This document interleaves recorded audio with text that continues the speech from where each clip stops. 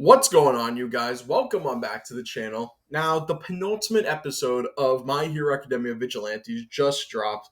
And honestly, man, this is one of the best episodes of My Hero as a franchise I think I've seen in like years. It was just masterfully put together. Everything flowed so well, in my opinion, that like the 20 minutes went by in a flash to me this week. That's how good this episode was. Everything flowed perfectly, like one sequence into the next. It was just beautiful. So I think we should get into it. Let's talk about why My Hero Vigilante's newest episode is one of the best things My Hero as a whole has ever produced. So, first and foremost, one thing that I thought was kind of a genius decision was having Koichi take a step back in the narrative and not be the central focus. Because Koichi, throughout Vigilante's run, has kind of been like the main focus of the story, and that's good because he's our protagonist, but it's left Knuckleduster and Popstep kind of like fighting for the spotlight at times.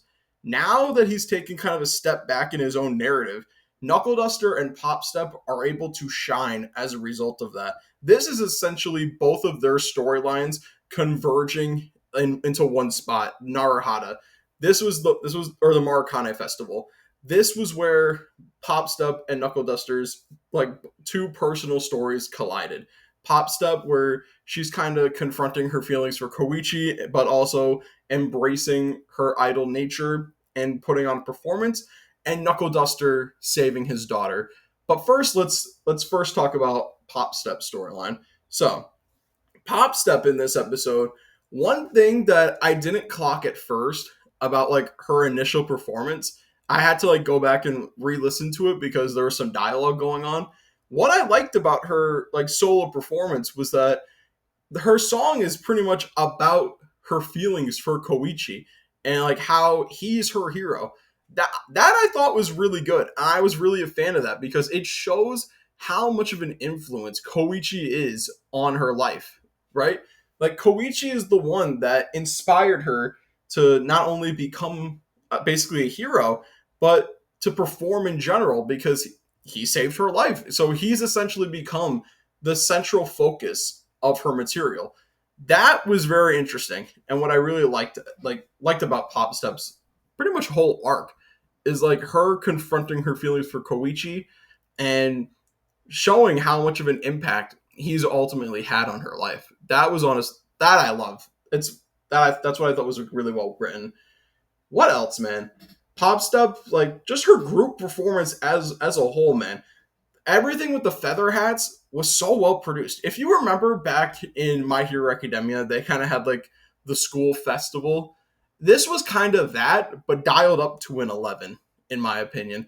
This was one of the best like choreographed things that My Hero has ever done. I couldn't believe what I was watching in a way. Like you could tell they really took like the idol thing seriously for this episode because it was all so well animated. And coming from somebody that has seen My Hero through its highs and its lows, I genuinely thought that the performance could have been bad if not executed properly. But what can I say, man? Vigilante's production team is simply outstanding at this point because they were able to knock that out of the park with ease, in my opinion.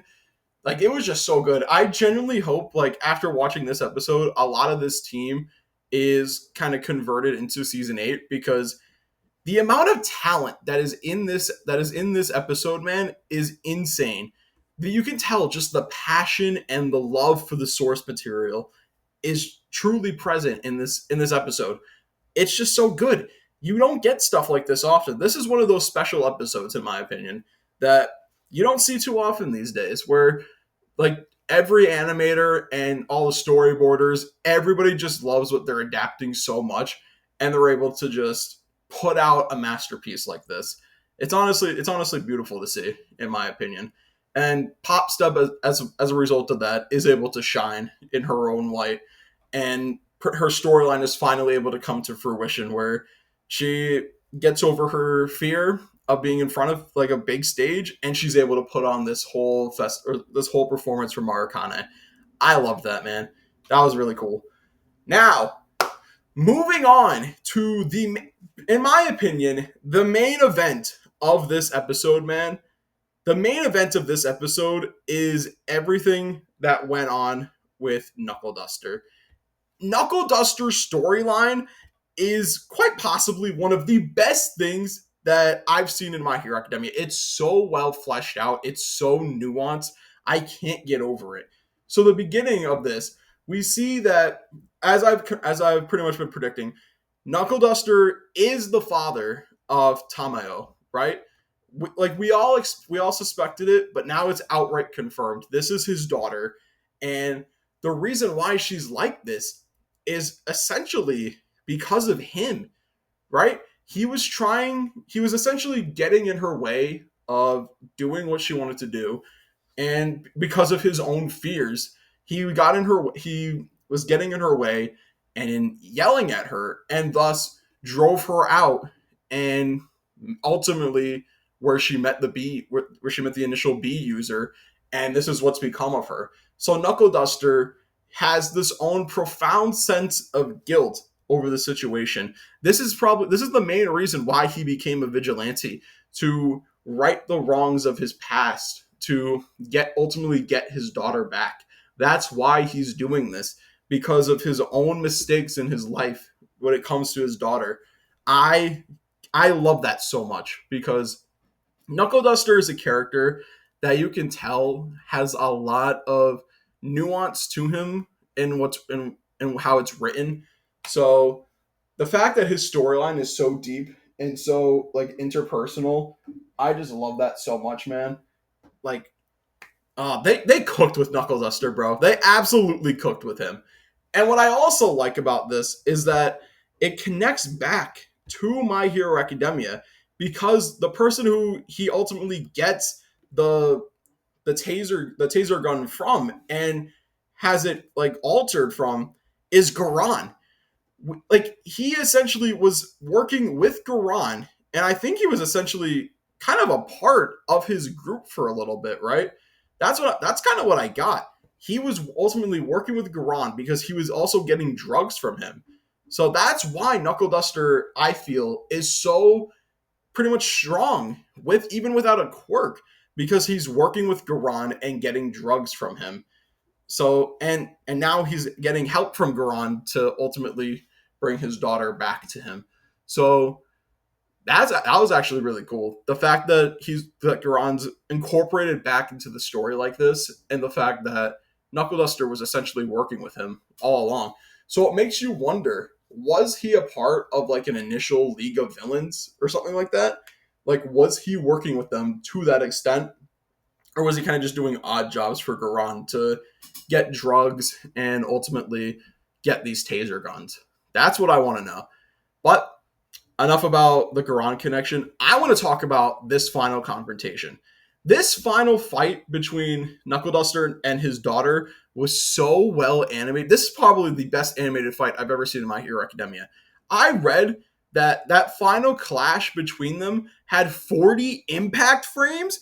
How did they pull that off in a weekly anime, bro? This is like the amount of sauce that Knuckleduster has, where people just want to give him 40 impact frames, is insane, man. And when he's able to get the bee out too, he like when he gets the queen bee out and chucks her, throws like the little bomb thing. That's like it's a whole separate impact frame. He just gets so many impact frames. I love it, man. Knuckleduster is just one of the best characters that My Hero Academia has ever introduced into the franchise. So well written. His storyline's amazing. Like, he has so much nuance to him. He has all the great animation. So Knuckleduster is just peak. And now his storyline is probably going to converge in this final episode and reach his climax, where it looks like he's giving up the vigilante life. So we'll have to see where that goes. I'm very much looking forward to it. But I think that's going to do it for me. Sorry, this video kind of felt a little bit disjointed. I was just really excited to talk about it and get my thoughts out there. But let me know what you guys think. Like, comment, subscribe, and I'm going to talk to you guys next time. Bye.